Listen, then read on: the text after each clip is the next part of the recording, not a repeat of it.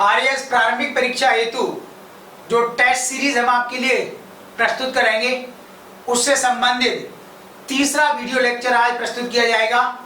और इस video lecture में हमने 3 टॉपिक्स को शामिल किया है। पहला टॉपिक है भारतीय संविधान और भारतीय संविधान से राजभाषा को शामिल किया गया है।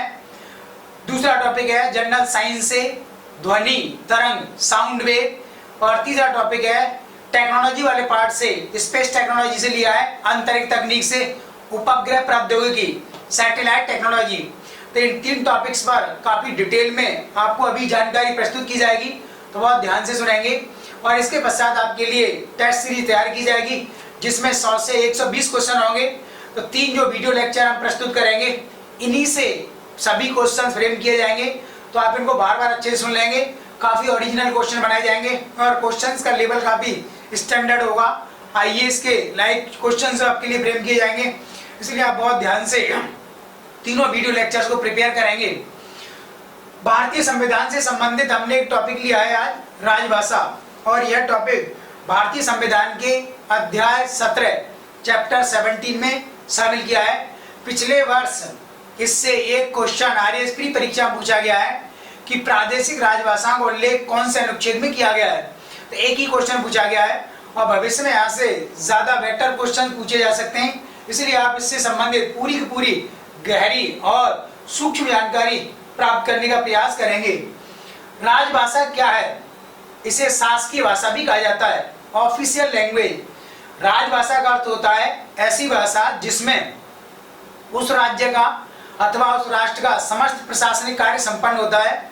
और वही भाषा आम बोलचाल की भाषा भी होती है, आम जनता के बीच में संपर्क की भाषा के रूप में भी इसे पहचाना जाता है।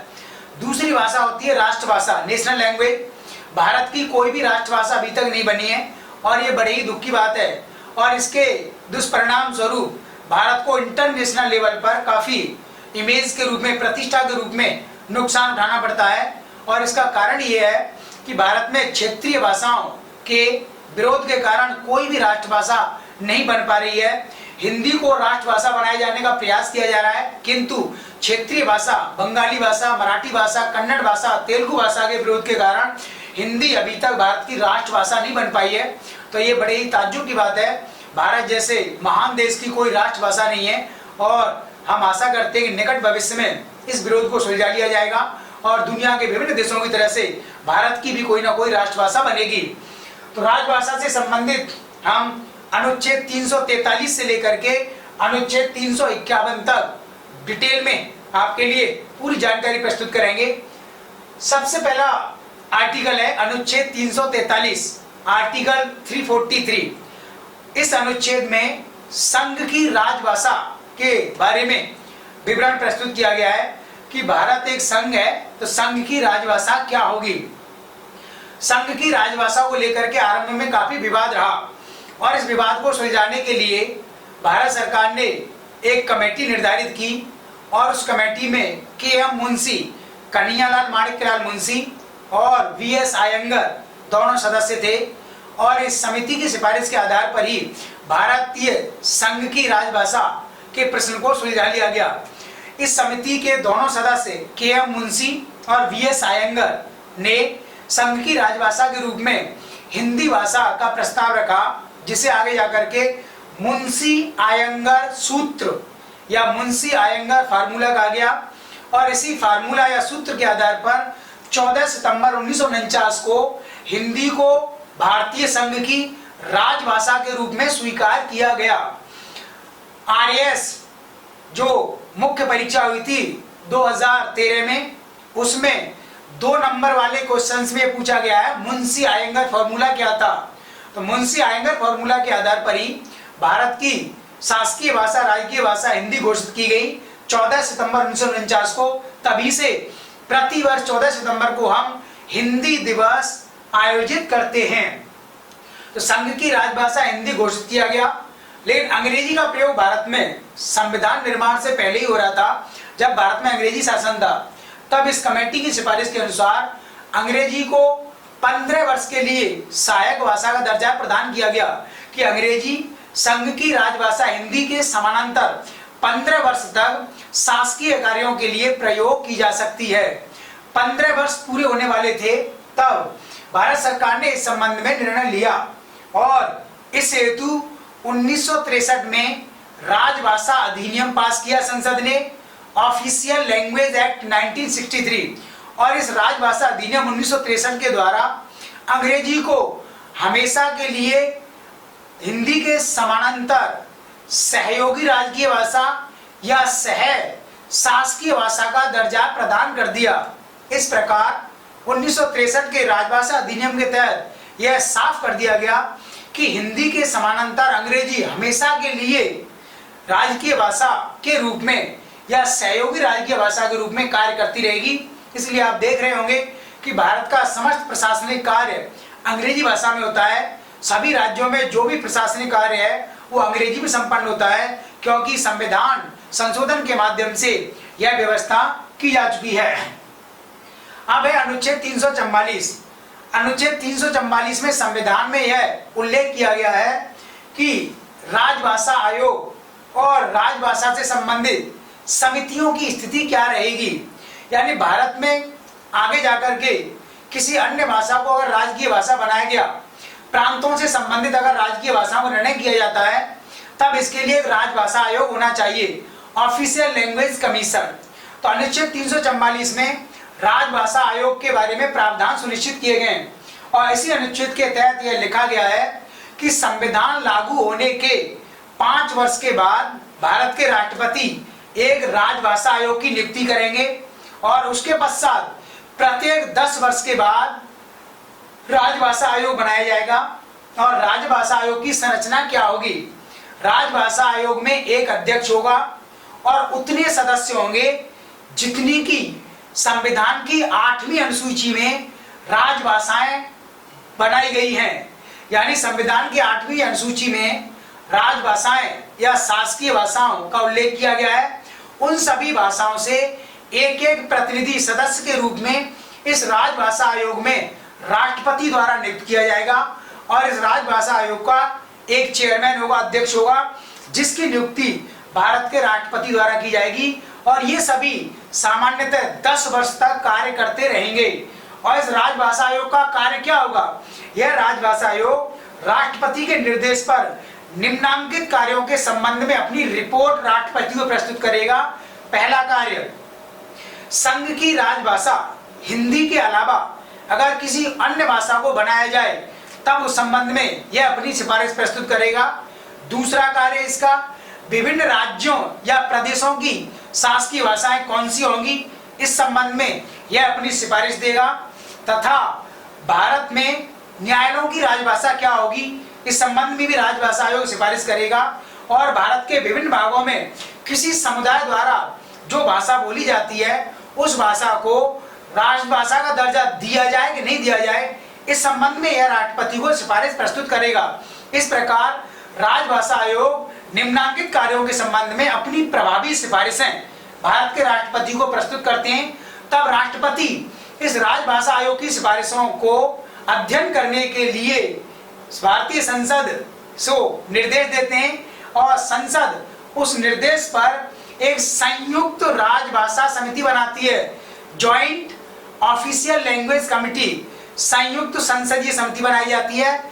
और इस संयुक्त संसदीय समिति में कुल 30 सदस्य होते हैं, जिनमें से 20 लोकसभा के सांसद होते हैं, 10 राज्यसभा के सांसद होते हैं। और यह संयुक्त संसदीय समिति राजभाषा आयोग की सिफारिशों पर सूक्ष्म दृष्टि से अध्ययन करती है और अध्ययन करने के पश्चात अपनी रिपोर्ट को राष्ट्रपति को प्रस्तुत करती है।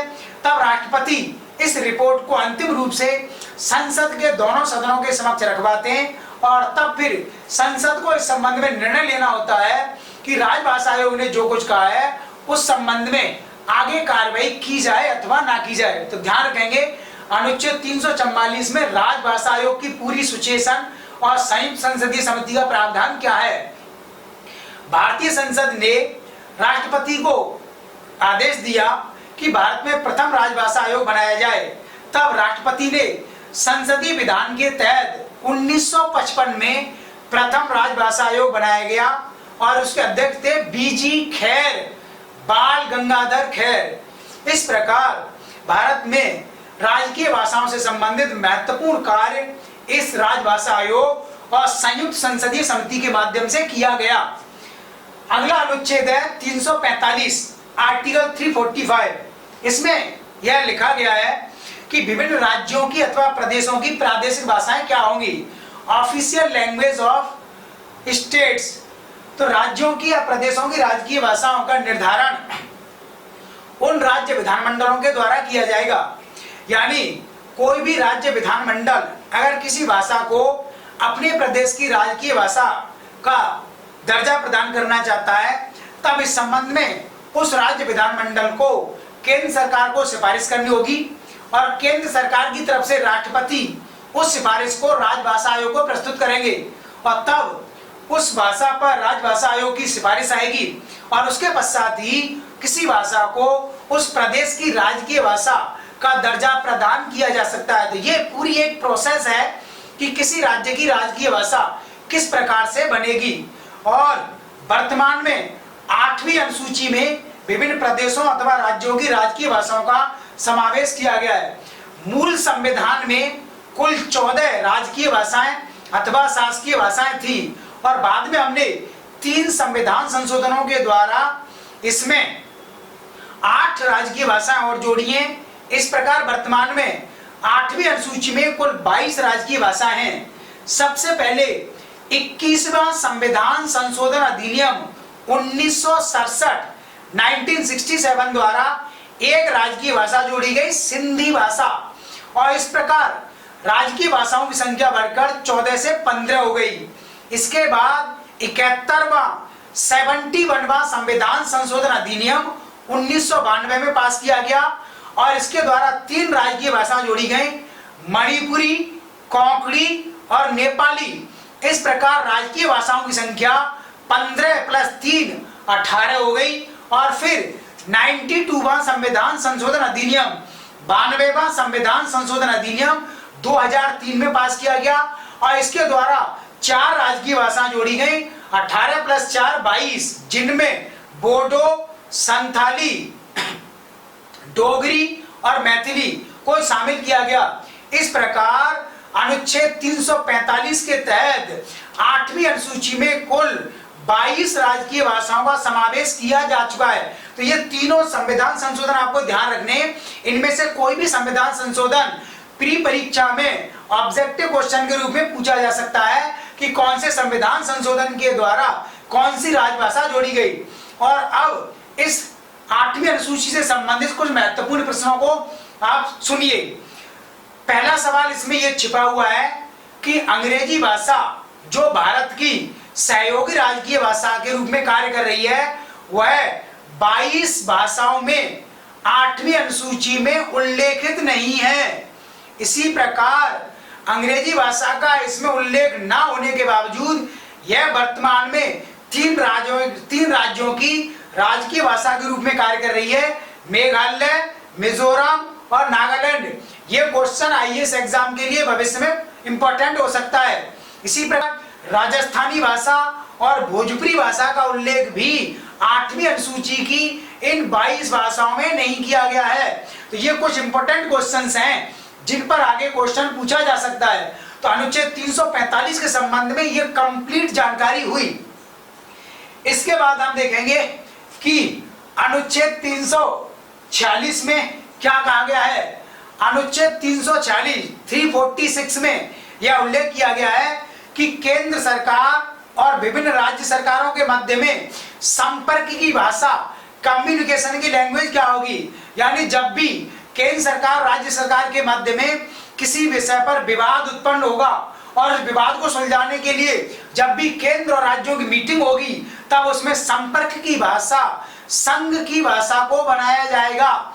और संघ की राजभाषा हिंदी है, इसलिए हिंदी भाषा में ही केंद्र सरकार किसी राज्य सरकार के साथ कम्युनिकेट करेगी। उदाहरण के तौर पर यदि भारत सरकार के साथ कर्नाटक या तमिलनाडु राज्य का विवाद होता है किसी मुद्दे पर, तब उस मुद्दों को सुलझाने के लिए कर्नाटक और तमिलनाडु के साथ जब मीटिंग होगी, तब संघ की राजभाषा हिंदी में उनके साथ कम्युनिकेट किया जाएगा। यह प्रावधान अनुच्छेद 346 में किया गया है।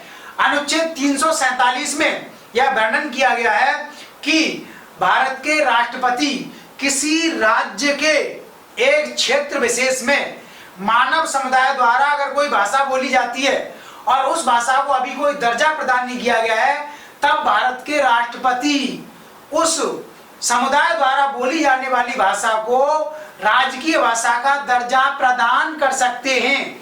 इसी प्रकार अनुच्छेद 348 आर्टिकल 348 में यह वर्णन किया गया है कि उच्चतम न्यायालय और उच्च न्यायालयों की राजकीय भाषा अंग्रेजी होगी, तो सुप्रीम कोर्ट और हाई कोर्ट की ऑफिशियल लैंग्वेज अंग्रेजी ही बनी रहेगी। किंतु अनुच्छेद 349 में यह उल्लेख किया गया है कि किसी राज्य का राज्यपाल उस राज्य के उच्च न्यायालय की राजकीय भाषा के बारे में निर्णय ले सकता है। राज्य का राज्यपाल राष्ट्रपति की पूर्व अनुमति से उस राज्य की राजकीय भाषा को अथवा किसी अन्य भाषा को उस उच्च न्यायालय में, हाई कोर्ट में भाषा या राजभाषा के रूप में दर्जा प्रदान कर सकता है। किंतु राज्यपाल का यह निर्णय उस राज्य उच्च न्यायालय के डिक्री, आदेश आदि पर लागू नहीं होगा। इस प्रकार किसी राज्य के हाई कोर्ट में राजकीय भाषा को राज्यपाल द्वारा राष्ट्रपति के पूर्व आदेश से, पूर्व अनुमति से बदला जा सकता है, परिवर्तित किया जा सकता है। किंतु इस संबंध में अभी किसी भी राज्य के राज्यपाल ने निर्णय नहीं लिया है। यह केवल संवैधानिक प्रावधान है जो लिखा हुआ है। अनुच्छेद 350 में 3 प्रावधान किए गए। मूल संविधान में अनुच्छेद 350 में लिखा हुआ था कि भारत का नागरिक जिस भाषा को बोलता है वह अपनी समस्या को उसी भाषा में भारतीय राज्य के किसी भी प्रशासनिक अधिकारी के सामने प्रस्तुत कर सकता है। यदि उस समुदाय द्वारा, उस व्यक्ति द्वारा जिस भाषा में अपनी समस्या प्रस्तुत की गई है और किसी प्रशासनिक अधिकारी को वह भाषा नहीं आती है, तब वह प्रशासनिक अधिकारी उस व्यक्ति को भाषा की समस्या के आधार पर उसकी समस्या के समाधान के लिए मना नहीं कर सकता। उस प्रशासनिक अधिकारी को उसकी भाषा में समस्या का समाधान करने के लिए कोई सुनिश्चित प्रावधान करना होगा। बाद में हमने 7वें संविधान संशोधन अधिनियम 1956 द्वारा अनुच्छेद 350 में 2 प्रावधान शामिल किए हैं। अनुच्छेद 350 ए या क, अनुच्छेद 350 बी या ख। अनुच्छेद 350 का में प्रावधान किया गया है कि भारत की सरकार सभी राज्यों को और सभी प्रशासनिक अधिकारियों को निर्देश देगी कि जिस राज्य में, जिस क्षेत्र में अल्पसंख्यक समुदाय, माइनॉरिटीज कम्युनिटी, अल्पसंख्यक समुदाय निवास करता है, वहां इस समुदाय के व्यक्तियों को, बच्चों को प्राइमरी एजुकेशन, प्राथमिक भाषा उनकी मातृभाषा में ही प्रदान की जानी चाहिए।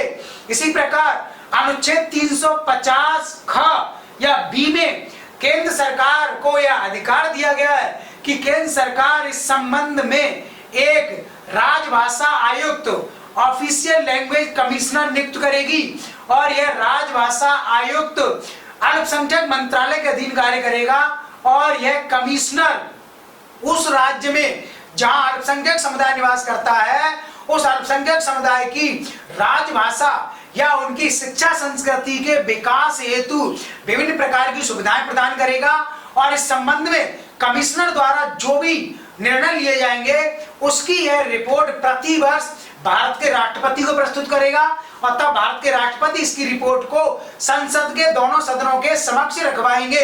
इसी प्रकार अनुच्छेद 351 में यह प्रावधान किया गया है आर्टिकल 351 में कि भारत सरकार हिंदी भाषा के विकास के लिए नियमित रूप से प्रसार और प्रचार का कार्य करेगी, क्योंकि हिंदी भाषा भारत की राजकीय भाषा, शासकीय भाषा है, ऑफिशियल लैंग्वेज है और भविष्य में हिंदी भाषा के माध्यम से भारत की संस्कृति समन्वित हो सके, भारतीय संस्कृति में एक रूपता, समरूपता उत्पन्न हो सके और भविष्य की दृष्टि से हिंदी को राष्ट्रभाषा का दर्जा दिया जा सके।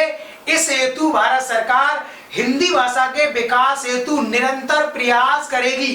ठीक है, तो भारतीय संविधान से संबंधित जो राजभाषा संबंधी टॉपिक था उसके बारे में कंप्लीट जानकारी यही है। इसके बाहर देयर इज नो इन्फॉर्मेशन, कोई जानकारी नहीं है, इसे अच्छे से सुन लो और याद कर लो। और टेस्ट सीरीज में इसी से संबंधित बेहतरीन क्वेश्चन, ओरिजिनल क्वेश्चन बनाए जाएंगे, ठीक है। अब हम सेकंड टॉपिक डिस्कस करेंगे। जनरल साइंस से एक टॉपिक हमने सेलेक्ट किया है, साउंड वेव, ध्वनि तरंग। ध्वनि तरंग से संबंधित या साइंस के काफी सारे टॉपिक हैं जहां से आरएएस और आईएएस तथा अन्य परीक्षा में ऑब्जेक्टिव क्वेश्चन पूछे जाते हैं। तो ध्वनि तरंग से संबंधित बहुत डिटेल में जानकारी हमने इस वीडियो लेक्चर में शामिल की है, तो आप सुनेंगे इसको। ध्वनि तरंग को यांत्रिक तरंग की श्रेणी में शामिल किया जाता है, यानी ध्वनि तरंग एक मैकेनिकल वेव है। यांत्रिक तरंग, तरंगें दो प्रकार की हैं, यांत्रिक तरंग, ध्वनि तरंग यांत्रिक तरंग में शामिल की गई है, और दूसरी तरंग होती है अयांत्रिक या गैर यांत्रिक, नॉन मैकेनिकल वेव्स। यांत्रिक तरंग का अर्थ होता है ऐसी तरंगें जिनके संचरण के लिए, गमन के लिए किसी यंत्र, साधन अथवा माध्यम, मीडियम की आवश्यकता होती है। अर्थात ऐसी तरंगें जो किसी माध्यम, ठोस, द्रव या गैस के माध्यम से ही गमन कर सकती हैं, संचरित हो सकती हैं, उन्हें यांत्रिक तरंग कहा जाता है। तो ध्वनि यांत्रिक तरंग है, मैकेनिकल वेव्स है। फिर यांत्रिक तरंग को अपनी प्रकृति एवं स्वरूप के आधार पर आगे दो तरंगों में विभाजित किया जाता है, अनुप्रस्थ तरंग, ट्रांसवर्स वेव, और दूसरी अनुदैर्ध्य तरंग, लॉन्गिट्यूडनल वेव। अनुप्रस्थ तरंग क्या है, इसे चित्र के माध्यम से प्रस्तुत किया गया है। अनुप्रस्थ तरंग ऐसी तरंग होती हैं जिनमें तरंग गति की दिशा माध्यम के कणों के लंबवत रहती है। ऐसी तरंग जिसमें तरंग गति की दिशा, डायरेक्शन माध्यम के कणों के लंबवत रहती है। चित्र के माध्यम से समझ सकते हैं, ये नीचे ऊपर माध्यम है इसमें, और जो अनुप्रस्थ तरंग है माध्यम के कणों के लंबवत ऊपर जाती है, फिर नीचे आती है, फिर ऊपर, फिर नीचे जाती है। तो अनुप्रस्थ तरंग इस तरीके से माध्यम में संचरण करती है, गमन करती है, मूव करती है। जब ये ऊपर की ओर जाती है तब इसका उच्चतम बिंदु बनता है श्रृंग, क्रेस्ट कहते हैं इसको। इसका निम्नतम बिंदु बनता है गर्त, जिसे ट्रफ कहते हैं। इस प्रकार अनुप्रस्थ तरंग श्रृंग एवं गर्त के रूप में संचरण करती है। और अनुप्रस्थ तरंग का उदाहरण है सूर्य का प्रकाश। जो प्रकाश तरंग होती है वो इसी तरीके से आगे बढ़ती है। अनुप्रस्थ तरंगें केवल ठोस माध्यम में संचरित हो सकती हैं और द्रव माध्यम में केवल द्रव की ऊपरी सतह पर, सरफेस पर जा सकती हैं, द्रव के भीतर गमन नहीं कर सकती, और गैसों में इसका गमन नहीं होता है। ध्यान रखेंगे, ये क्वेश्चन एग्जाम में पूछा जाता है। अनुप्रस्थ तरंग केवल ठोसों में गमन करती हैं, द्रव और गैसीय माध्यम में ये गमन नहीं करती, उसमें ये संचरण नहीं करती है। द्रव में केवल उसकी ऊपरी सतह पर जा सकती हैं, द्रव के भीतर इनका संचरण नहीं होता है। इसके बाद दूसरी तरंग है अनुदैर्ध्य तरंग, लॉन्गिट्यूडनल वेव। ऐसी तरंगें जिनमें तरंग गति की दिशा माध्यम के कणों के समानांतर पैरेलल होती है। चित्र के माध्यम से आप समझ सकते हैं कि जो माध्यम है उसे रेड कलर से दिखाया गया है, और जो अनुदैर्ध्य तरंग है वो इस माध्यम के समानांतर गुजर रही है, पैरेलल गुजर रही है। और अनुदैर्ध्य तरंगों में संपीड़न एवं विरलन बनते हैं। संपीड़न यानी कंप्रेशन, इकट्ठा होना, कंप्रेस करना। विरलन यानी रेयरफैक्शन, फैलना, विस्तारित होना। तो अनुदैर्ध्य तरंग संपीड़न एवं विरलन के रूप में आगे बढ़ती हैं माध्यम के कणों के समानांतर। यानी जब माध्यम के कण इकट्ठे हो जाते हैं, एक स्थान पर उनका घनत्व ज्यादा होता है, तब अनुदैर्ध्य तरंगों में संपीड़न का गुण, कंप्रेशन का गुण पैदा होता है। और जब माध्यम के कण बिखर जाते हैं, दूर दूर हो जाते हैं, फैल जाते हैं, तब अनुदैर्ध्य तरंगों में विरलन, रेयरफैक्शन का गुण पैदा होता है। और अनुदैर्ध्य तरंगें ठोस, द्रव एवं गैस सभी माध्यमों में संचरण कर सकती हैं, गमन कर सकती हैं। और अनुदैर्ध्य तरंग का उदाहरण होता है स्प्रिंग में उत्पन्न होने वाली तरंगें, यानी स्प्रिंग में जो तरंगें उत्पन्न होती हैं उन्हें अनुदैर्घ्य तरंग कहते हैं, तथा भूकंप आदि गतिविधियों से जो तरंगें उत्पन्न होती हैं उन्हें भी अनुदैर्घ्य तरंग की श्रेणी में रखा जाता है। ठीक है, तो ये काफी माइनर इंफॉर्मेशन है, इसको ध्यान से सुन लेंगे क्योंकि यहां से क्वेश्चंस रेगुलर आते रहते हैं। अगला पार्ट है ध्वनि तरंगों का परिसर, रेंज, यानी ध्वनि तरंगों की रेंज क्या है। इसमें हम ये जानेंगे कि आकर कितनी आवृत्ति की ध्वनि तरंगों को हम सुन सकते हैं और कितनी आवृत्ति की ध्वनि तरंगों को मनुष्य के कान नहीं सुन पाते, और किस आवृत्ति की तरंगें मानव के लिए बेहतरीन होती हैं, सुनने की होती हैं। तो सबसे पहले देखेंगे, ए पॉइंट में बताया गया है श्रव्य तरंगें। श्रव्य शब्द थोड़ा सा कठिन है, अंग्रेजी में कहते हैं इसको ऑडिबल वेव्स। ऑडिबल यानी ऐसी तरंगें जिनको ऑडियंस, श्रोता, व्यक्ति सुन सकता है। ऐसी तरंगें जिन्हें मनुष्य के कान सुन सकते हैं उन्हें ऑडिबल वेव या श्रव्य तरंगें कहा जाता है, और इनकी आवृत्ति निर्धारित की गई है 20 से 20,000 हर्ट्ज, यानी ध्वनि तरंगों की आवृत्ति को हर्ट्ज मात्रक से 100 किया जाता है। और इसी के आधार पर यह आगे जाकर के बेल नामक वैज्ञानिक ने यह बताया कि ध्वनि तरंगों की आवृत्ति को डेसीबेल में मापा जाता है। बेल इसका मात्रक होता है और इसके 10वें भाग को डेसिबल कहा जाता है। तो ध्वनि तरंगों को मापने का मात्रक हुआ डेसिबल, जबकि इसका एक दूसरा मात्रक होता है माइक्रोवाट प्रति मीटर स्क्वायर। इससे भी ध्वनि तरंगों की आवृत्ति को मापा जाता है। बी पॉइंट में बताया गया है इंफ्रासोनिक तरंगें, इंफ्रासोनिक वेव या हिंदी में अपश्रव्य तरंगें, ऐसी तरंगें जिनकी आवृत्ति 20 हर्ट्ज से कम होती है और इन तरंगों को मनुष्य के कान नहीं सुन पाते हैं। इसका कारण यह है कि इन तरंगों की आवृत्ति काफी कम होती है, इन तरंगों में ऊर्जा काफी कम होती है, और कम ऊर्जा और कम आवृत्ति के कारण ये तरंगें मनुष्य के कान के पर्दे को हिला नहीं पाती हैं, उसमें गति उत्पन्न नहीं कर पाती हैं, इसलिए मनुष्य के कान इन ध्वनि तरंगों को सुन नहीं पाते हैं। तो ध्यान रखेंगे, इंफ्रासोनिक वेव को मनुष्य के कान क्यों नहीं सुन रहे हैं, इसका कारण पर फोकस करो। ये कारण ही एग्जाम में पूछा जा सकता है, क्योंकि इनमें कम ऊर्जा है, कम आवृत्ति है, और इसके कारण यह मनुष्य के कान में लगे हुए पर्दे पर यह कंपन पैदा नहीं कर पाती हैं, इसलिए मनुष्य के कान इनको सुन नहीं पाते। सी पॉइंट से बताया गया अल्ट्रासोनिक वेव, पराश्रव्य तरंगें। अल्ट्रासोनिक वेव ऐसी तरंगें होती हैं जिनकी आवृत्ति 20,000 हर्ट्ज से अधिक होती है, और इन तरंगों को भी मनुष्य के कान नहीं सुन पाते हैं, क्योंकि इन तरंगों में ऊर्जा बहुत अधिक होती है, इनकी आवृत्ति अधिक होती है, और इन तरंगों से मनुष्य के पर्दे पर इतने तीव्र कंपन उत्पन्न होते हैं कि मनुष्य का कान उन्हें स्पष्टतः सुन नहीं पाता है।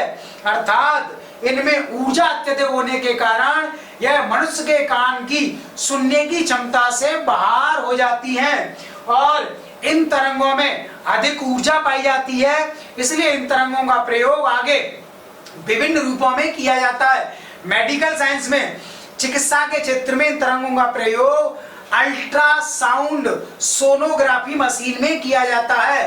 तो अल्ट्रासाउंड सोनोग्राफी मशीन के माध्यम से हम पेट के भीतर की विभिन्न समस्याओं को जान सकते हैं, क्योंकि इसमें अल्ट्रासोनिक साउंड वेव का प्रयोग किया गया है, और ये साउंड वेव जैसे ही पेट के भीतर जाती है तब ये पूरी तरह से बाहर टोटली रिफ्लेक्ट होकर के बाहर आ जाती है, और इसे पेट की बीमारियों की पूरी जानकारी प्रदान करती है। वर्तमान में इन्हीं तरंगों के आधार पर बनी हुई अल्ट्रासाउंड सोनोग्राफी मशीन का प्रयोग कन्या भ्रूण हत्या के रूप में किया जा रहा है। ये पाप है, ये अपराध है, ऐसा नहीं करना चाहिए। तकनीक का विकास किसी खास उद्देश्य के लिए किया गया है, हम उस तकनीक का दुरुपयोग सेलेक्टिव रूप में नहीं कर सकते। दूसरा उपयोग है इसका समुद्री क्षेत्र में, समुद्रों की गहराई मापने में, पेरिस्कोप नामक यंत्र में। तो पेरिस्कोप नामक यंत्र में इन तरंगों का प्रयोग किया जाता है और इसके माध्यम से हम समुद्री क्षेत्र में समुद्र की गहराइयों में डूबी हुई किसी पनडुब्बी, चट्टान या किसी अन्य साधन की खोज कर सकते हैं। इन्हीं तरंगों पर एक यंत्र बनाया जाता है जिसे सोनार कहा जाता है। सोनार, साउंड नेविगेशन एंड रेंजिंग, और सोनार के माध्यम से हम समुद्री क्षेत्र में विभिन्न पानी के जहाजों की स्थिति का पता करते हैं। इसी प्रकार इन तरंगों का प्रयोग औद्योगिक क्षेत्र में किया जाता है, यानी जो चिमनियां होती हैं उन चिमनियों से गंदगी को हटाने में और दूध में मिले हुए विभिन्न प्रकार के हानिकारक बैक्टीरिया को हटाने में, कपड़ों की धुलाई तक में इन तरंगों का प्रयोग किया जाता है। तो इन तरंगों में ऊर्जा अधिक होने के कारण इनकी तरंग दैर्घ्य छोटी होती है और तरंग दैर्घ्य छोटी होने के कारण इन्हें दूर स्थानों तक भेजा जा सकता है। इसलिए इनका उपयोग सोनार यंत्र में और पेरिस्कोप यंत्र में किया जा रहा है। तो अल्ट्रासोनिक जो वेव है, मनुष्य के कान भले ही इनको नहीं सुन पाते हो, लेकिन इनका औद्योगिक और व्यावहारिक महत्व तो काफी अधिक बना हुआ है। आगे हम देखेंगे ध्वनि तरंग के गुण, क्वालिटीज और एट्रीब्यूट्स ऑफ साउंड वेव, यानी ध्वनि तरंग के दो गुण या लक्षण होते हैं और यहां से भी क्वेश्चन पूछा जाता है। ध्वनि तरंग का पहला गुण या लक्षण है तीव्रता, इंटेंसिटी।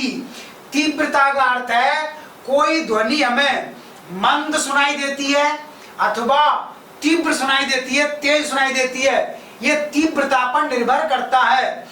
और तीव्रता डिपेंड करती है आयाम पर, एम्पलीट्यूड पर। आयाम का अर्थ होता है किसी वस्तु को उसकी मूल स्थिति से कितनी दूर तक विस्थापित किया जाए, ले जाया जाए। आयाम यानी विस्तार, कोई वस्तु अपनी मूल स्थिति से जितना दूर तक जाती है उसका आयाम उतना ही अधिक होता है। अर्थात बड़े आकार की वस्तु से ध्वनि में आयाम अधिक उत्पन्न होता है, इसलिए बड़े आकार की वस्तु को जब हम किसी अन्य वस्तु पर प्रहार करते हैं तब उससे अधिक तीव्र ध्वनि पैदा होती है और तब हमें ध्वनि अधिक तेज सुनाई देती है। और ऐसी किसी वस्तु का आयाम कम है, छोटा है, तब उससे ध्वनि कम उत्पन्न होगी और तब हमें ध्वनि उस स्रोत से धीमी या कम सुनाई देगी। इस प्रकार तीव्रता आयाम पर निर्भर करती है। वस्तु का आयाम अधिक होने से तीव्रता बढ़ जाती है और हमें ध्वनि तेज, तीव्र सुनाई देती है। वस्तु का आयाम कम होने से तीव्रता कम हो जाती है और हमें ध्वनि धीमी सुनाई देती है। ध्यान रखेंगे इस रिलेशन को, ये पूछा जाता है। यानी ये समानुपाती रिलेशन होता है। आयाम बढ़ने पर तीव्रता बढ़ गई, ध्वनि तेज सुनाई दे रही है। आयाम घटने पर तीव्रता घट गई, ध्वनि धीमी सुनाई दे रही है। और इसी को आगे जाकर के डॉपलर नामक वैज्ञानिक ने अपने डॉपलर इम्पैक्ट, डॉपलर प्रभाव के माध्यम से व्यक्त किया है। डॉपलर जो ऑस्ट्रिया के वैज्ञानिक थे, उन्होंने एक डॉपलर प्रभाव दिया और इसके माध्यम से उन्होंने बताया कि स्रोत और श्रोता के मध्य में ध्वनि तरंगों की आवृत्ति में परिवर्तन होता है। ध्वनि तरंगों की आवृत्ति बदलती रहती है। अगर स्रोत परिवर्तित हो रहा है, स्रोत श्रोता की ओर आ रहा है, तब ध्वनि तरंगों की आवृत्ति बढ़ी हुई प्रतीत होती है और ध्वनि तीव्र सुनाई देती है। और अगर स्रोत श्रोता से दूर जा रहा है, तब ध्वनि तरंगों की आवृत्ति कम हो जाती है और ध्वनि हमको धीमी सुनाई देती है। जैसे रेल की इंजन की आवाज या सीटी की आवाज, यानी जब रेलगाड़ी श्रोता की ओर आ रही है तब रेल की सीटी या इंजन की आवाज तीव्र सुनाई देती है। डॉपलर प्रभाव का प्रयोग आगे जाकर के प्रकाश तरंगों के अध्ययन में भी किया गया। इंपॉर्टेंट क्वेश्चन छिपा हुआ है इसमें। यानी ग्रह, नक्षत्र, गैलेक्सीज, आकाशगंगा और तारों के आधार पर सूर्य के स्पेक्ट्रम का अध्ययन किया गया, सोलर स्पेक्ट्रम। तो सूर्य के स्पेक्ट्रम का अध्ययन भी डॉपलर प्रभाव के आधार पर किया गया है और इसके आधार पर निष्कर्ष निकाला गया है कि सूर्य के स्पेक्ट्रम में जो 7 किरणें होती है और उसमें 7 प्रकार के रंग होते हैं, विबग्योर, बैनी, आह, पीनाला। तो ये सूत्र आपने पढ़ा होगा, विबग्योर, बैंगनी रंग से लेकर के लाल रंग तक। यानी सूर्य के स्पेक्ट्रम में अगर कोई किरण बैंगनी रंग की ओर विस्थापित हो रही है, तब इसका अर्थ ये है कि तारा या गैलेक्सी श्रोता की ओर आ रहा है, पृथ्वी की ओर आ रहा है, घूम करके दूरी घट रही है। और यदि स्पेक्ट्रम की कोई किरण लाल रंग की ओर विस्थापित हो रही है, तब इसका अर्थ हुआ कि तारा या गैलेक्सी पृथ्वी से या श्रोता से दूर जा रहा है। इस प्रकार स्पेक्ट्रम का अध्ययन करने में डॉपलर प्रभाव के आधार पर हमें काफी मदद मिली है। ध्वनि का दूसरा गुण होता है तारत्व। तारत्व अर्थात पिच, और तारत्व का अर्थ होता है कोई ध्वनि तीक्ष्ण, तीखी, नुकीली अथवा मोटी क्यों सुनाई देती है। तीक्ष्ण, तीखी अर्थात श्रिल, कानों में चुभने वाली ध्वनि, और मोटी अर्थात ग्रेव। तो तारत्व डिपेंड करता है तीव्रता पर सॉरी तारत्व डिपेंड करता है आवृत्ति पर, फ्रीक्वेंसी पर। यानी आवृत्ति जितनी अधिक होगी तारत्व उतना ही अधिक होगा, और ध्वनि उतनी ज्यादा तीक्ष्ण और कानों में चुभने वाली होगी, श्रिल नेचर की। और आवृत्ति जितनी कम होगी तारत्व उतना ही कम होगा, और ध्वनि हमको उतनी मोटी सुनाई देगी, ग्रेव नेचर की सुनाई देगी।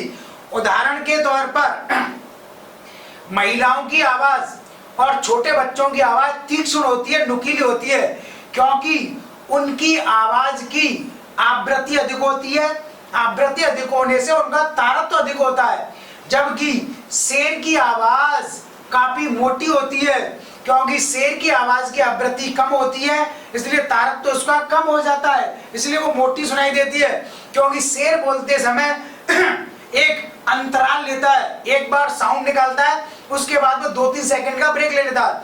इसी प्रकार मक्खी, मच्छर और कीड़े मकोड़े जो निरंतर भिन बनाते रहते हैं, और इनकी आवाज, इनकी ध्वनि हमें काफी नुकीली लगती है, असहनीय होती है, क्योंकि इनकी आवृत्ति अधिक होती है, और आवृत्ति अधिक होने से इनकी ध्वनि का तारत्व बढ़ जाता है, और तारत्व बढ़ने से वह कानों के लिए असहनीय, अप्रिय हो जाती है, तीखी और नुकीली सुनाई देती है। ठीक है, तो तारत्व आवृत्ति पर निर्भर कर रहा है। आवृत्ति बढ़ने से तारत्व बढ़ गया, ध्वनि तीक्ष्ण नुकीली सुनाई दे रही है। आवृत्ति कम होने से तारत्व नीचा हो गया, घट गया, और ध्वनि मोटी सुनाई देगी। तो ये पूरा कॉन्सेप्ट याद रखना। साइंस का क्वेश्चन इसी नेचर का यहाँ से पूछा जाता है, और ये कंप्लीट जानकारी इसके बारे में, इसके अलावा कोई जानकारी होती नहीं है। अगला टॉपिक है ध्वनि की चाल, वेलोसिटी ऑफ साउंड। ध्वनि की चाल, ध्वनि की चाल को माध्यम में मापा गया है, और ध्वनि की अधिकतम चाल मापी गई यानी ध्वनि की जो चाल निर्धारित की गई है वो 332 मीटर प्रति सेकंड है, और ये ध्वनि की अधिकतम चाल निर्धारित की गई है। अब ध्वनि की चाल पर विभिन्न माध्यमों का क्या प्रभाव होता है। तो ध्वनि की चाल माध्यम के अनुसार प्रभावित होती है, क्योंकि ध्वनि यांत्रिक तरंग है, और जो यांत्रिक तरंगें होती हैं वो ठोस, द्रव, गैस माध्यम से प्रभावित होती हैं। तो ध्वनि की चाल ठोस माध्यम में सर्वाधिक होती है, फिर द्रव माध्यम में उससे कम, गैसीय माध्यम में सबसे कम होती है। इसका कारण यह है कि ध्वनि की चाल ठोस माध्यम से गैस माध्यम की ओर कम होती जाती है, अथवा गैसीय माध्यम से ठोस माध्यम की ओर जाने पर बढ़ती जाती है, क्योंकि ठोस माध्यम में प्रत्यास्थता, इलास्टिसिटी का गुण सर्वाधिक होता है, और प्रत्यास्थता के कारण ही ध्वनि के गमन की गति बढ़ जाती है। द्रव और गैसीय माध्यमों में प्रत्यास्थता, इलास्टिसिटी का गुण कम होता है। तो ये कॉन्सेप्ट ध्यान रखेंगे। ध्वनि की चाल ठोस माध्यम में सर्वाधिक होती है, उसके बाद द्रव, और उसके बाद गैसीय माध्यम में सबसे कम होती है। अगला पॉइंट है इसमें कि ध्वनि की चाल पर ताप, दाब और आर्द्रता का क्या प्रभाव होता है। टेम्परेचर, प्रेशर, ह्यूमिडिटी ध्वनि की चाल को किस प्रकार से प्रभावित करते हैं। सबसे पहले ताप का प्रभाव ध्वनि की चाल पर क्या होता है। ताप बढ़ाने से ध्वनि की चाल बढ़ जाती है, यानी 1 डिग्री सेल्सियस अगर ताप बढ़ाते हैं तब ध्वनि की चाल 0.61 मीटर प्रति सेकंड बढ़ जाती है। अर्थात ताप बढ़ाने से ध्वनि की चाल बढ़ती है। ये समानुपाती रिलेशन इसमें बना हुआ है। और ताप कम करने से ध्वनि की चाल घट जाती है। ऐसा क्यों होता है? क्योंकि ताप बढ़ाने से माध्यम के कण गर्म हो जाते हैं, गतिशील हो जाते हैं, और गतिशील होने से उनमें ध्वनि को ले जाने की क्षमता बढ़ जाती है। तो माध्यम के कण ज्यादा एक्टिव हो जाते हैं तापमान बढ़ने से, इसलिए वो ध्वनि को तीव्र गति से आगे की ओर ले जाते हैं। दाब बढ़ाने से ध्वनि की चाल पर क्या प्रभाव होता है? प्रेशर। दाब का ध्वनि की चाल पर कोई प्रभाव नहीं होता है। दाब बढ़ाने से ध्वनि की चाल ना बढ़ती है और दाब घटाने से ध्वनि की चाल ना कम होती है। ध्यान रखेंगे। आर्द्रता, ह्यूमिडिटी का प्रभाव क्या होता है? नम वायु, गीली वायु का घनत्व सूखी वायु की तुलना में कम होता है, क्योंकि बारिश के पश्चात जितने भी धूल के कण होते हैं वो जमीन पर नीचे आ जाते हैं, और फिर जो गीली वायु है वो कम घनत्व वाली आसमान में हो जाती है। कम घनत्व वाली वायु में ध्वनि की चाल अधिक हो जाती है और अधिक घनत्व वाली वायु में ध्वनि की चाल कम हो जाती है। यही कारण है कि बारिश के दिनों में रेलगाड़ी के इंजन की या सीटी की आवाज हमको अधिक तीव्र सुनाई देती है, क्योंकि बारिश के दिनों में नम वायु, गीली वायु का घनत्व कम हो जाता है, जिससे ध्वनि की चाल तीव्र गति से बढ़ जाती है। अर्थात आर्द्र वायु में ध्वनि की चाल बढ़ जाती है और शुष्क वायु में ध्वनि की चाल कम होती है। ये कॉन्सेप्ट आप ध्यान रखेंगे। अब अगला पार्ट है इसमें ध्वनि पर आधारित विभिन्न प्रकार के अनुप्रयोग, एप्लीकेशन। ध्वनि में प्रकाश कणों की तरह से परावर्तन, रिफ्लेक्शन, अपवर्तन, रिफ्रैक्शन और अन्य घटनाएं घटित होती हैं। तो ध्वनि के परावर्तन पर आधारित हैं दो इसका एप्लीकेशन है, प्रतिध्वनि, इको, और अनुरणन काल, रिवर्बरेशन। प्रतिध्वनि, इको क्या है? ध्वनि का किसी अन्य स्रोत से टकरा करके उन्हें वापस लौटना और उसका गुंजायमान होना, कंपनमान स्थिति में होना, इसे कहते हैं इको अथवा प्रतिध्वनि। लेकिन इसके लिए कुछ शर्त हैं, टर्म कंडीशन है, तो इसमें एक माइनर सी जानकारी छुपी हुई है, उसे सुनेंगे। उसी में क्वेश्चन है एक, प्रतिध्वनि कब होती है? हमेशा नहीं होती। यानी आप अगर पहाड़ पर घूमने जाओ या किसी ऐसे निर्जन स्थान पर घूमने जाओ और जैसे आपने अपने मुंह से कोई आवाज निकाली तो वो उस ऑब्जेक्ट से माध्यम से टकरा करके वापस आप तक आती है और वह काफी समय तक गुंजायमान रहती है, कंपन की अवस्था में रहती है। ऐसा क्यों होता है? साइंस ने यह सिद्ध किया है कि मनुष्य के मस्तिष्क में एक ध्वनि का प्रभाव 0.1 सेकंड तक रहता है। और हमने ये पढ़ा भी कि ध्वनि की चाल 332 मीटर प्रति सेकंड होती है। इसका मतलब ये हुआ कि मनुष्य के मस्तिष्क पर एक ध्वनि 0.1 सेकंड के बाद आनी चाहिए, और अगर 0.1 सेकंड के भीतर दूसरी ध्वनि मनुष्य के मस्तिष्क पर आ जाती है तब वह मनुष्य के मस्तिष्क को साफ तौर पर सुनाई नहीं देगी, वो पहले वाली मिल जाएगी। यानी एक से दूसरी ध्वनि के बीच में 0.1 सेकंड का अंतराल होना चाहिए। तो 0.1 सेकंड में ध्वनि कितना चल जाएगी? 33.2 मीटर प्रति सेकंड।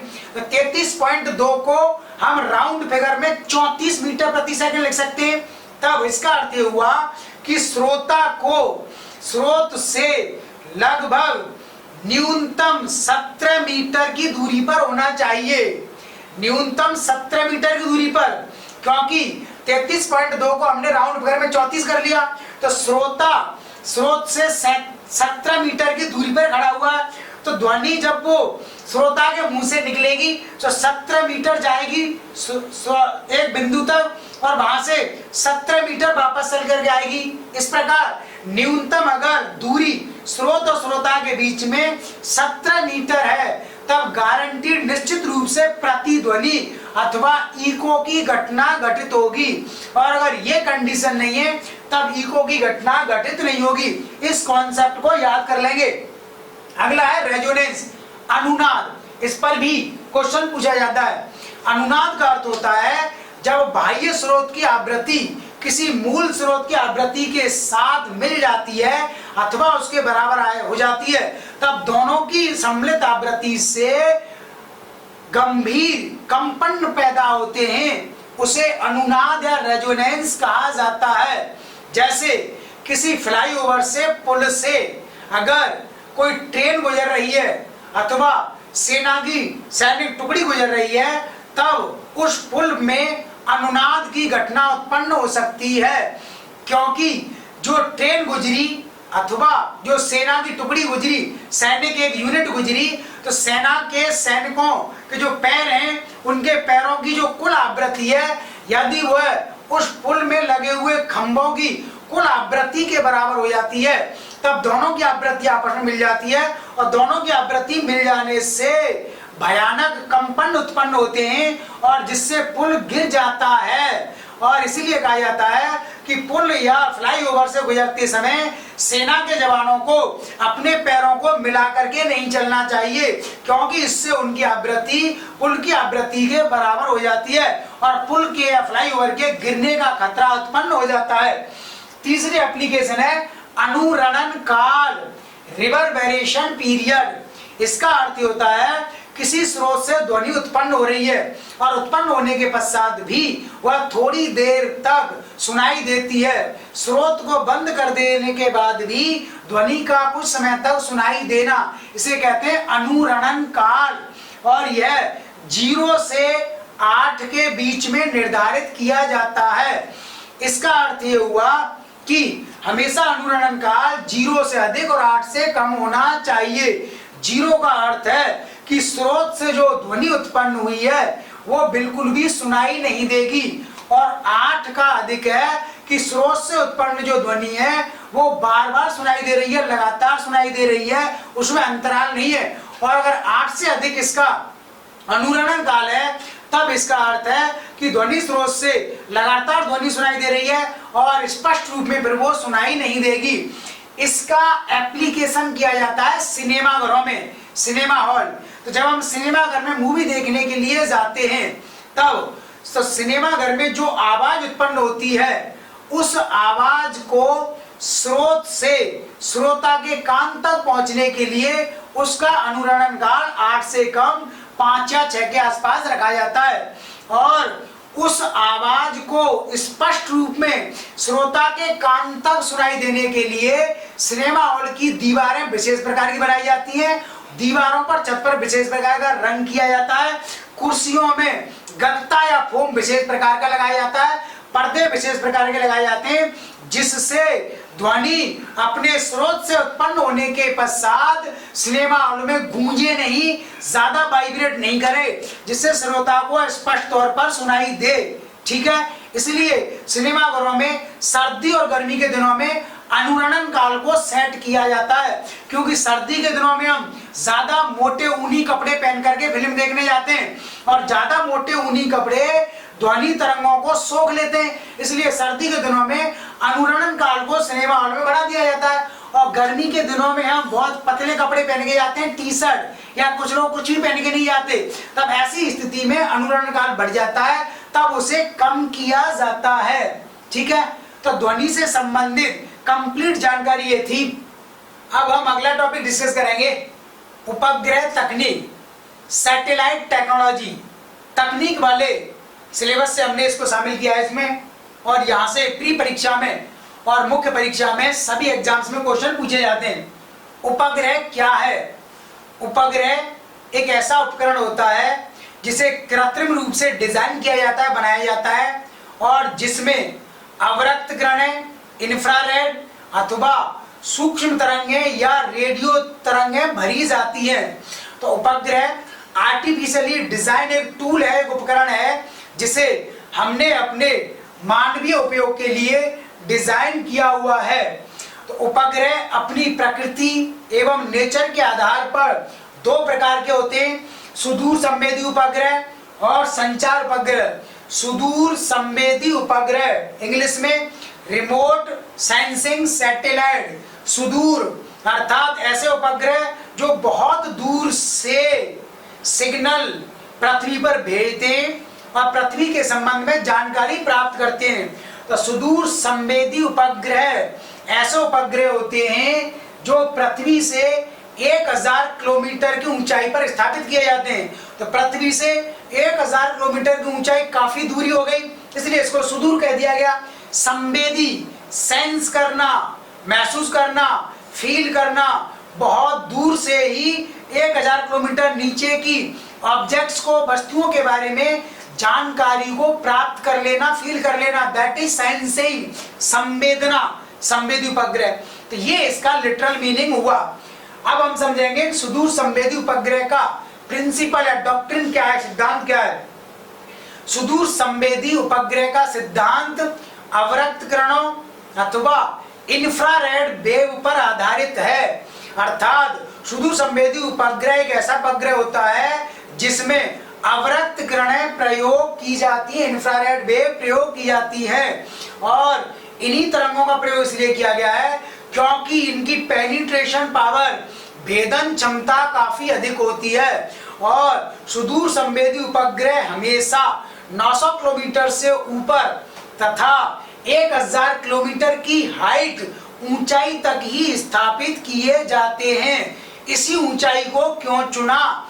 क्योंकि 1000 किलोमीटर की ऊंचाई पर ही सुदूर संवेदी उपग्रह का रोटेशन पीरियड, घूर्णन काल 2 घंटे हो जाता है। अर्थात सुदूर संवेदी उपग्रह 1000 किलोमीटर की ऊंचाई पर अपनी ऑर्बिट कक्षा में लगभग 2 घंटे में एक चक्कर पूरा कर लेता है। यानी 2 घंटे में यह पृथ्वी के एक खास हिस्से के बारे में पूरी जानकारी को, संवेदना को प्राप्त कर लेता है। और फिर अगले 2 घंटे में यह पृथ्वी के अन्य भाग के ऊपर आ जाता है, फिर अगले 2 घंटे में दूसरे भाग के ऊपर आ जाता है। इस प्रकार 24 घंटे में यह 12 बार पृथ्वी के ऊपर से, भारत के भौगोलिक क्षेत्र के ऊपर से गुजर जाता है और भारतीय भूभाग के बारे में संपूर्ण जानकारी को सेंस कर लेता है, प्राप्त कर लेता है। यह सुदूर संवेदी उपग्रह का प्रिंसिपल हुआ, डॉक्ट्रिन हुआ। ध्यान रखेंगे इसमें अवरक्त किरणों का प्रयोग किया जाता है क्योंकि इन किरणों की भेदन क्षमता काफी अधिक होती है। 1000 किलोमीटर की ऊंचाई से ये किरणें पृथ्वी पर आपतित होती हैं, गिरती हैं, इंसिडेंट होती हैं। जिस वस्तु पर अवरक्त किरणें गिरती हैं उन वस्तुओं के बारे में पूरी जानकारी किरणें प्राप्त कर लेती हैं और वापस ये सैटेलाइट में लौट जाती हैं। अब इस सैटेलाइट से इन किरणों को पृथ्वी पर स्थित रिसीविंग सेंटर पर भेजा जाता है और तब पृथ्वी पर स्थित रिसीविंग सेंटर में बैठे हुए वैज्ञानिकों के द्वारा इसको प्राप्त कर लिया जाता है। और यह क्या किया जाता है, नरसा यानी नेशनल रिमोट सेंसिंग एजेंसी, राष्ट्रीय सुदूर संवेदी एजेंसी हैदराबाद, और इसकी एक एजेंसी काम कर रही है Narsi, national remote sensing institute Dehradun Uttarakhand में। तो नरसा सेंटर हैदराबाद के वैज्ञानिक इस सैटेलाइट द्वारा जो भी डेटा भेजा गया है उसको एनालाइज करते हैं, उसका विश्लेषण करते हैं और तब फिर उसे भारत सरकार को दे दिया जाता है। और फिर भारत सरकार अपने भूभाग के बारे में जानकारी प्राप्त कर लेती है और फिर सरकार उसके विकास हेतु योजनाएं बनाती है। तो ये पूरा प्रिंसिपल है इस रिमोट सेंसिंग सैटेलाइट का, आपको इसे ध्यान रखना है। दूसरा पॉइंट है IRS 1988 IRS Indian remote sensing satellite system. इसमें 2 S साइलेंट हैं, छिपे हुए हैं। हिंदी में कहेंगे इसको भारतीय सुदूर संवेदी उपग्रह प्रणाली। अर्थात भारत ने जितने भी रिमोट सेंसिंग सैटेलाइट पृथ्वी की भिन्न भिन्न कक्षाओं में स्थापित किए हैं उन सब को समन्वित रूप में नाम दिया गया है IRS अथवा भारतीय सुदूर संवेदी उपग्रह प्रणाली। और इसका आरंभ हुआ 1988 से। इसके बारे में कुछ सूक्ष्म जानकारी जो आपको याद रखनी चाहिए। भारतीय सुदूर संवेदी उपग्रह प्रणाली का विकास तथा आरंभ हुआ है भास्कर श्रेणी के उपग्रहों से। भास्कर फर्स्ट 1979, भास्कर सेकंड 1981 में सोवियत संघ के सहयोग से सफलतापूर्वक अंतरिक्ष की कक्षा में स्थापित किए गए। और इन दोनों की सफलता के बाद ही भारत ने सोवियत संघ या आज के रूस के सहयोग से अपने सुदूर संवेदी उपग्रह सिस्टम को आगे बढ़ाया और रूस के सहयोग से ही भारत ने 1988 में अपने सुदूर संवेदी उपग्रह सिस्टम को IRS नाम प्रदान किया।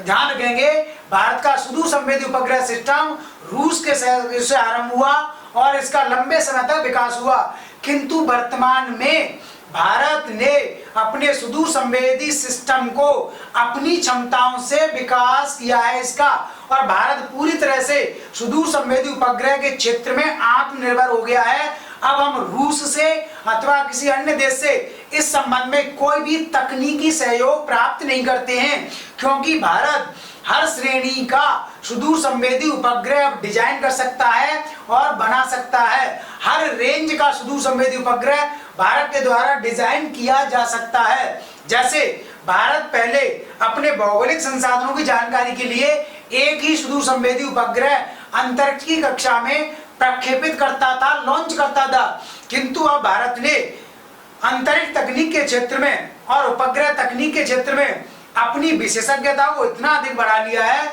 कि विभिन्न प्रकार के सुदूर संवेदी उपग्रह भारत द्वारा हाल ही में प्रक्षेपित किए गए हैं। जैसे पृथ्वी के संसाधनों की जानकारी के लिए स्पेशली कार्टोसैट और रिसोर्स सैट स्थापित किए गए। इसी प्रकार समुद्री संसाधनों की जानकारी के लिए ओशन सैट प्रक्षेपित किया गया है, तथा भारत ने अपनी अंतरराष्ट्रीय सीमाओं की जानकारी के लिए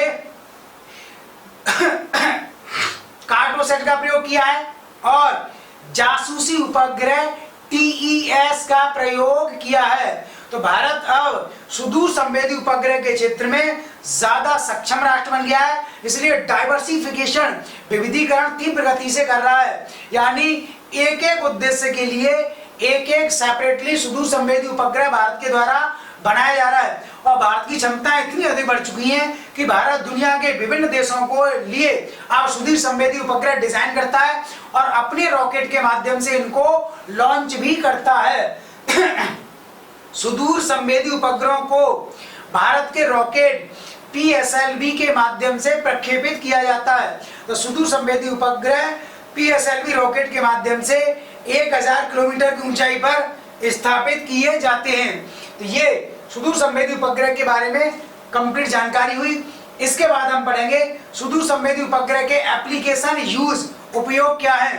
पहला उपयोग है सुदूर संवेदी उपग्रह के आधार पर भारत सरकार अपने समस्त भौगोलिक क्षेत्र के बारे में और भौगोलिक क्षेत्र में फैले हुए समस्त प्राकृतिक संसाधनों के बारे में जानकारी प्राप्त करती है, और इस जानकारी के आधार पर ही भारत ने अपना राष्ट्रीय प्राकृतिक संसाधन विकास प्रणाली का गठन किया है।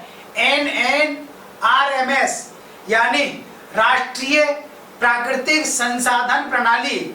यानी भारत में जो भी प्राकृतिक संसाधन है, चाहे वो भूमि संसाधन हो, जल संसाधन हो, वन क्षेत्र हो, खनिज क्षेत्र हो, तटीय क्षेत्र हो, मत्स्य पालन हो, परिवहन हो, जल स्रोत हो, भूमिगत संसाधन हो, चट्टान वाला क्षेत्र हो, पठारी भूभाग हो, इन सब की जानकारी प्राप्त करने के लिए भारत ने NNRMS national natural resource management system राष्ट्रीय प्राकृतिक संसाधन प्रबंधन प्रणाली का विकास किया है, और इसी के आधार पर भारत देश में इतना सारा डेवलपमेंट किया है। कृषि क्षेत्र में आज हम लगभग 49% भाग पर खेती कर रहे हैं और अधिकांश भागों में हमने सिंचाई की सुविधा उपलब्ध करा दी है।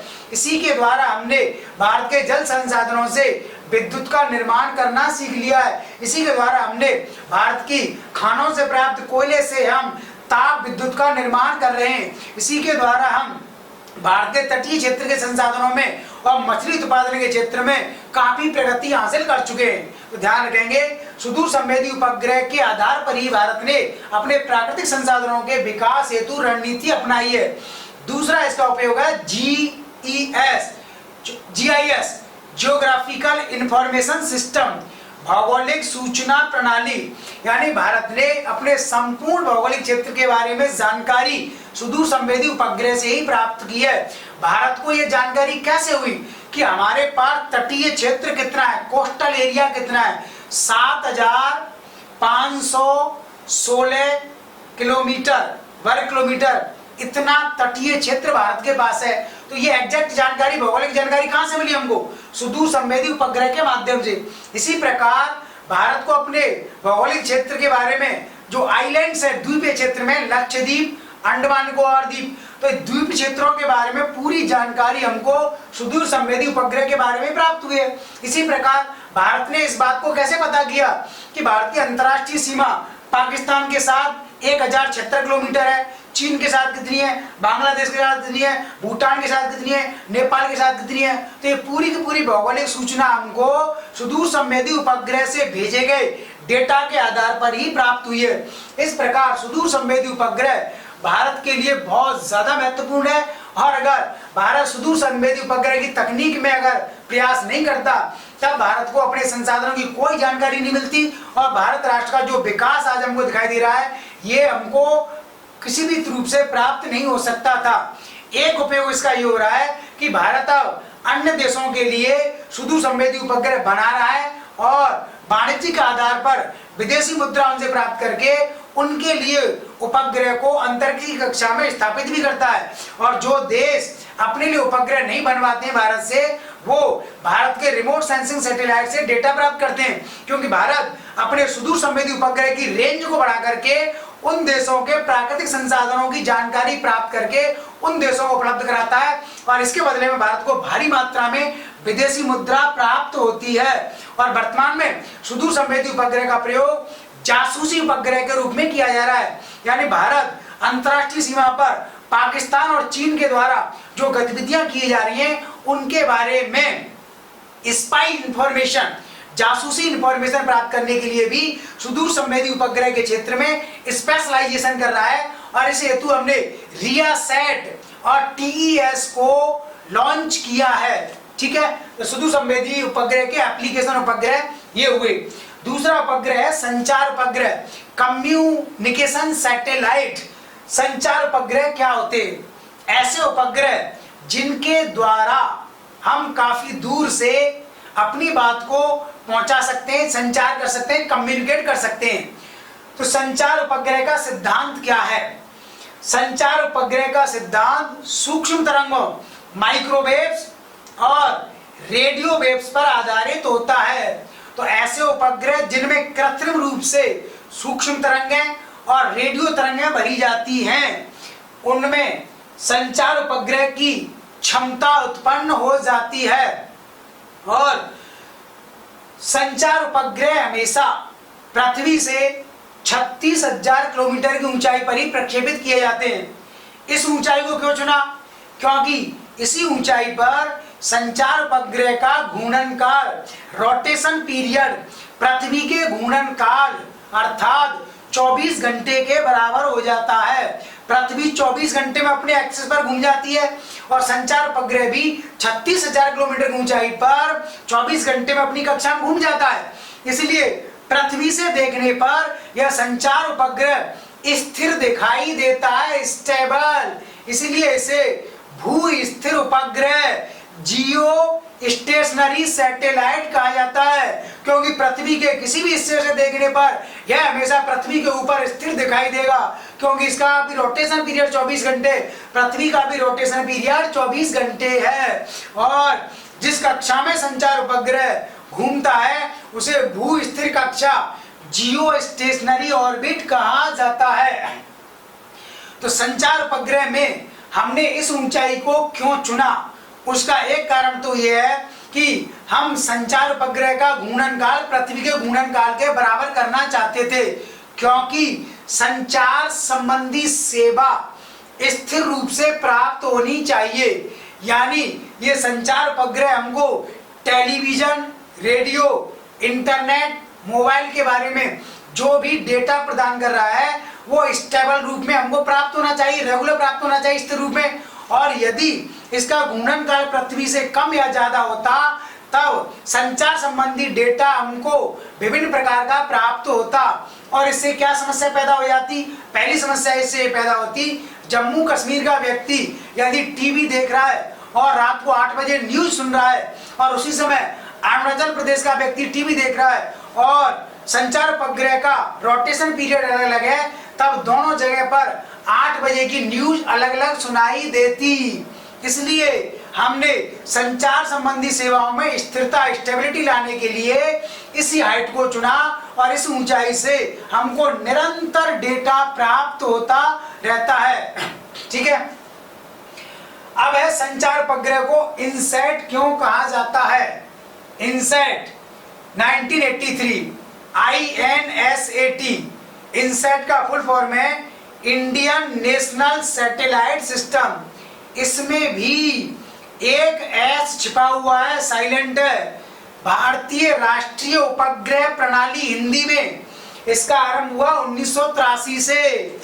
इनसैट प्रणाली का विकास भारत ने कैसे किया।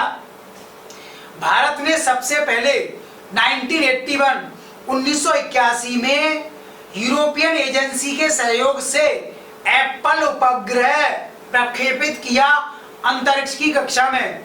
तो एप्पल उपग्रह जो यूरोपियन एजेंसी के रॉकेट एरियन 4 के माध्यम से अंतरिक्ष की कक्षा में स्थापित किया गया और यह उपग्रह सफल रहा। और इसी के पश्चात भारत ने अपने संचार उपग्रहों का विकास किया है। ध्यान रखेंगे, भारत ने अपने संचार उपग्रहों का विकास यूरोपीय अंतरिक्ष एजेंसी के एरियन 5 रॉकेट द्वारा, 4 नहीं सॉरी 5, एरियन 5 रॉकेट द्वारा लॉन्च किए गए एप्पल उपग्रह के आधार पर ही किया है। और इसके बाद भारत ने अपने संचार उपग्रहों के विकास हेतु अमेरिका का सहयोग लिया और अपने संचार उपग्रहों की विशेषताओं के आधार पर भारत ने इन्हें INSAT first, INSAT second, INSAT third, INSAT 4 categories में डिवाइड किया है। इनकी क्षमता और प्रकृति के आधार पर इनसैट फर्स्ट या प्रथम पीढ़ी के जो संचार उपग्रह हैं वो अमेरिका के सहयोग से अंतरिक्ष में प्रक्षेपित किए गए। और इसके बाद भारत ने अपने संचार उपग्रहों के प्रक्षेपण हेतु तथा दूसरी पीढ़ी, तीसरी पीढ़ी और चौथी पीढ़ी के संचार उपग्रह हेतु यूरोपियन एजेंसी से सहयोग प्राप्त किया है। और वर्तमान में भारत स्वदेशी क्षमताओं का विकास कर रहा है। भारत के संचार उपग्रहों को एक सिस्टम के रूप में, एक व्यवस्था के रूप में 1983 में इनसैट नाम दिया गया। और भारत वर्तमान में संचार उपग्रहों के मामले में पूरी तरह से आत्मनिर्भर नहीं है। तो भारत की संचार उपग्रह तकनीक कमजोर बनी हुई है। हमारी संचार उपग्रह तकनीक अमेरिका, रूस, ब्रिटेन, फ्रांस और चीन के जैसी नहीं है, क्योंकि भारत को अभी तक 2 टन से भारी संचार उपग्रह डिजाइन करना, असेंबल करना नहीं आता है। और अच्छी क्वालिटी का संचार उपग्रह 4 टन से भारी होता है, 12 टन तक। किंतु भारत इस रेंज के, इस वेट के संचार उपग्रह नहीं बना सकता। और दूसरी कमी भारत की यह है कि भारत अपने संचार उपग्रहों को अपने रॉकेट के माध्यम से अंतरिक्ष की कक्षा में 36,000 किलोमीटर की ऊंचाई पर प्रक्षेपित नहीं कर सकता। यद्यपि संचार उपग्रहों के प्रक्षेपण के लिए ही भारत ने GSLV रॉकेट बनाया है। GSLV रॉकेट जो 3 चरणों का रॉकेट होता है, किंतु यह रॉकेट अभी काम में नहीं आ रहा, क्योंकि इस रॉकेट के लिए आवश्यक है क्रायोजेनिक ईंधन। और क्रायोजेनिक ईंधन बनता है क्रायोजेनिक तकनीक से, ऐसी तकनीक जिसमें हाइड्रोजन गैस और ऑक्सीजन गैस को एक खास अनुपात पर द्रव ईंधन के रूप में प्रयोग किया जाता है। तो भारत में क्रायोजेनिक तकनीक पर अभी रिसर्च चल रहा है। तमिलनाडु के महेंद्रगिरी सेंटर से सन 2000 से भारत ने क्रायोजेनिक तकनीक के मामले में अभी सीमित सफलता प्राप्त की है। जब तक भारत पूरी तरह से क्रायोजेनिक तकनीक के मामले में आत्मनिर्भर नहीं हो जाता, तब तक हम अपने GSLV रॉकेट के माध्यम से संचार उपग्रहों को अंतरिक्ष कक्षा में प्रक्षेपित नहीं कर सकते। यद्यपि भारत ने 1 या 2 संचार उपग्रहों को ट्रायल के रूप में PSLV रॉकेट से भी लॉन्च किया है, क्योंकि PSLV रॉकेट की खास विशेषता यह है कि यह कम वजन के 1 टन से कम या 1 टन से थोड़ा सा अधिक वजन के उपग्रहों को 36,000 किलोमीटर की ऊंचाई तक भी प्रक्षेपित कर सकता है। किंतु 4 टन से भारी उपग्रहों को ना तो PSLV और ना GSLV अंतरिक्ष की कक्षा में प्रक्षेपित कर सकता है। इसलिए भारत संचार उपग्रह तकनीक में अमेरिका, ब्रिटेन, फ्रांस की तुलना में काफी पीछे है और इस संबंध में भारत को और अधिक प्रयास किए जाने की आवश्यकता है। संचार उपग्रह के उपयोग, संचार उपग्रह से भारत को क्या लाभ हैं, इसके एप्लीकेशन क्या हैं? संचार उपग्रह में ट्रांसपॉन्डर का प्रयोग किया जाता है।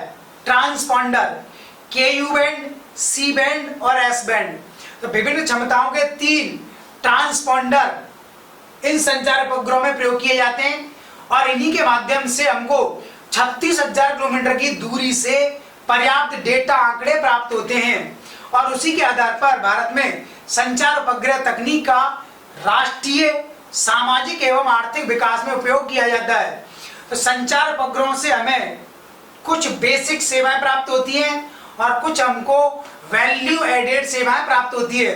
तो जो बेसिक सेवाएं हैं या बेसिक जो उपयोग है संचार उपग्रह का वो है ब्रॉडकास्टिंग, टेलीविजन और रेडियो पर कार्यक्रमों का प्रसारण संचार उपग्रहों के माध्यम से ही होता है। यानी जो हम टेलीविजन देख रहे हैं, रेडियो पर जो न्यूज सुन रहे हैं, यह संचार उपग्रह के माध्यम से ही प्रसारित हो रहा है। दूसरा, इंटरनेट और मोबाइल के माध्यम से जो भी कार्य हो रहा है वो संचार उपग्रह के माध्यम से है। तीसरा कार्य है फोरकास्टिंग, वेदर फोरकास्टिंग, मौसम संबंधी जो भी सूचना हमको मिल रही है वो संचार उपग्रह के माध्यम से प्राप्त हो रही है। और कुछ वैल्यू एडेड सेवाएं, मूल्य वर्धित सेवाएं जो हमको संचार उपग्रह से प्राप्त होती हैं, जैसे प्राकृतिक आपदाओं के समय में खोजी एवं बचाव अभियान चलाना। जैसे उत्तराखंड में त्रासदी घटित हुई, बादल फट गया, उत्तराखंड में भारी नुकसान हुआ, तो ऐसी स्थिति में हमें बचाव एवं राहत अभियान चलाना पड़ा। इस संबंध में संचार उपग्रह से हमको डेटा प्राप्त हुआ और उसके माध्यम से हमने हेलीकॉप्टर को उतारने की लोकेशन तय की, कहां पर आर्मी को भेजा जाए, कहां पर लोग मलबे के नीचे दबे हो सकते हैं। दूसरा इसका उपयोग है वैल्यू एडेड अनुसंधान संबंधी कार्यों में। घने जंगलों में अगर आपको रिसर्च और इन्वेस्टिगेशन ऑपरेशन चलाना हो तब संचार उपग्रह इस हेतु काफी लाभदायक होते हैं। इसी प्रकार संचार उपग्रह विभिन्न प्रकार के स्पेशलाइजेशन प्रयोग भी आजकल उपलब्ध करा रहे हैं। जैसे मौसम की जानकारी है तो मौसम की जानकारी में भी विभिन्न प्रकार का स्पेशलाइजेशन भारत के द्वारा वर्तमान में किया जा रहा है। बाढ़, अकाल राहत जो कार्य हैं उनसे संबंधित इंफॉर्मेशन अगर हमको चाहिए तो देन संचार उपग्रह काफी हमारे लिए हेल्प करता है। लेकिन संचार उपग्रह का जो मुख्य उपयोग है वो संचार संबंधी सेवाओं के रूप में होता है। मोबाइल संचार, इंटरनेट संचार, टेलीविजन प्रसारण और रेडियो प्रसारण आदि जो कार्य हैं वो संचार उपग्रह के माध्यम से ही किए जा रहे हैं। भारत ने संचार उपग्रह के मामले में अभी तक केवल सीमित क्षमता प्राप्त की है और इस सीमित क्षमता से देश का विकास हुआ है लेकिन पूरा विकास नहीं हुआ है। और भारत ने अपने संचार उपग्रहों में लगे हुए ट्रांसपॉन्डर को तथा संचार उपग्रह से प्राप्त डेटा को अन्य देशों को व्यावसायिक आधार पर बेचा है, विक्रय किया है और उसके बदले में भारत को काफी विदेशी मुद्रा प्राप्त हुई है। तो भारत अपने सुदूर संवेदी उपग्रह और संचार उपग्रह की सेवाओं को वैश्विक स्तर पर वाणिज्यिक आधार पर दूसरे देशों को उपलब्ध कराता है और इसके बदले में विभिन्न प्रकार की विदेशी मुद्रा प्राप्त करता है जो भारतीय राष्ट्र के विकास में उपयोग की जाती है। ठीक है, तो ये हमने तीसरा वीडियो लेक्चर आपके लिए प्रस्तुत किया। कंप्लीट इंफॉर्मेशन इन तीनों ही जो पार्ट हमने शामिल किए थे इसमें आपके लिए प्रस्तुत की गई है। इसको ध्यान से आप सुन लीजिए, नोट कर लीजिए और इन 3 वीडियो लेक्चर के पश्चात अब हम आपके लिए टेस्ट सीरीज प्रस्तुत करेंगे। टेस्ट सीरीज क्या होगी, कैसे आप उसको ज्वाइन कर सकते हैं, क्या उसका प्रोसीजर रहेगा, उसके लिए हम आपको एक सेपरेट वीडियो लेक्चर के माध्यम से इंफॉर्मेशन प्रदान करेंगे। तब तक आप इन तीनों वीडियो लेक्चर को कंप्लीटली सुन लो क्योंकि इन तीनों वीडियो लेक्चर में कम से कम 10 से 11 टॉपिक इंडिया जीके और राजस्थान जीके के शामिल किए जा चुके हैं। तो 10 से 11 टॉपिक से 100 से 120 ओरिजिनल क्वेश्चन आपके लिए बनाकर प्रस्तुत किए जाएंगे। तो हमने इस तरीके से टेस्ट सीरीज चलाने का एक प्रयास आरंभ किया है। हम अन्य लोगों की तरह से टेस्ट सीरीज नहीं चला रहे हैं कि 9,000, 10,000, 20,000 रुपए आपसे ले लिए और कोई टॉपिक पढ़ाया नहीं और आपको टेस्ट पेपर दे दिया। तो जो भी लोग टेस्ट सीरीज भारत में चला रहे हैं वो सिर्फ क्या करते हैं, दुनिया में जितनी किताबें चल रही हैं उन सभी किताबों से ऑब्जेक्टिव क्वेश्चन को चुरा लेते हैं, टाइप कर लेते हैं और उन्हें टेस्ट सीरीज में शामिल करके आपके लिए दे देते हैं। और आपको 9-10 हजार रुपए का रजिस्ट्रेशन कराना होता है। तो कृपया करके आप ऐसे लोगों से बचिए, ऐसे लोगों से मत जुड़िए। हम आपको पहले वीडियो लेक्चर प्रस्तुत करेंगे, टॉपिक पढ़ाएंगे।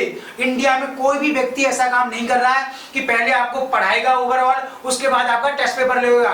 यानी रियल में पढ़ाई यही होती है कि पहले आपको पढ़ाया जाए, टॉपिक आपको समझ में आ गया, उसके बाद में हम आपको ऑब्जेक्टिव टेस्ट पेपर देंगे और उसी से आपका कॉन्फिडेंस बढ़ता है। तो दुनिया के बहुत सारे लोग हैं जो काम कर रहे हैं इस क्षेत्र में, उनकी टेस्ट सीरीज को आप ज्वाइन ना करें, क्योंकि उनकी टेस्ट सीरीज में कुछ भी नहीं है। वो विभिन्न प्रकार की किताबों से ऑब्जेक्टिव क्वेश्चन को चुराते हैं, उनको पेस्ट कर लेते हैं और आपसे 10-15 हजार रुपए ले लेते हैं। कोई फायदा उससे नहीं होता है, मैं दावा कर रहा हूं कोई फायदा नहीं होता है। आप हमारे साथ जुड़ो, हम आपको पूरी तरह से रियल नॉलेज प्रदान करेंगे और आप हमारी टेस्ट सीरीज को देखेंगे कि उस टेस्ट सीरीज का मैं बाद में विश्लेषण करूंगा और विश्लेषण के माध्यम से इन टॉपिक्स को एक बार और आपको डेप्थ के में ले जा करके फिर से समझाया जाएगा। इस प्रकार ये 10-11 टॉपिक एक टेस्ट सीरीज के माध्यम से आपको इतना बेटर तरीके से समझा दिए जाएंगे कि भविष्य में आरपीएससी यूपीएससी कितना ही दम लगा ले, कैसा ही क्वेश्चन पूछ ले, आपका वो क्वेश्चन का आंसर कभी गलत नहीं हो सकता। ठीक है, विश्वास रखो हमारे ऊपर।